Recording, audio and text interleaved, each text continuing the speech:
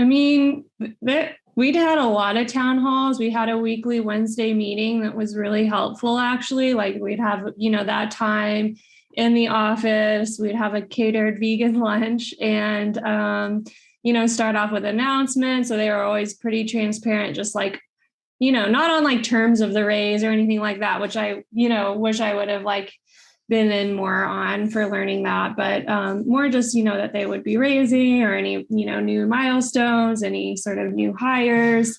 I think that was a really good practice to just have like the team weekly meeting. And then since we were so academic with Pat coming from Stanford and that being sort of our culture, we would actually have like a rotating presentation. So like sometimes I would present like my findings on meat flavor and, it would get really academic sometimes, which that was the culture. It was really fun. I think definitely maybe a criticism was that we were so academic, like we were founded by a scientist, like the first several years, we only had a couple of business and marketing people. Marketing came way later. So that was like maybe part of the sort of critique is like once the business side came on, we were very siloed and it just felt like, R&D versus business. And that kind of still like is in the culture a little bit today from what I can see is just like how you can create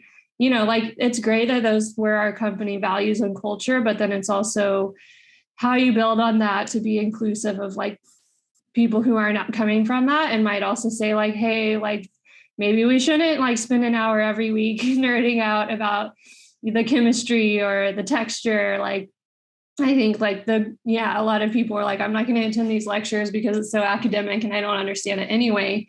And it just kind of perpetrated like, oh, we're not all like a cohesive team. It's very like they even sit in different rooms all together. So, I think like maybe if I was rebuilding it myself, I would be mindful of like, okay, how do you integrate these different teams, different skill sets more cohesively?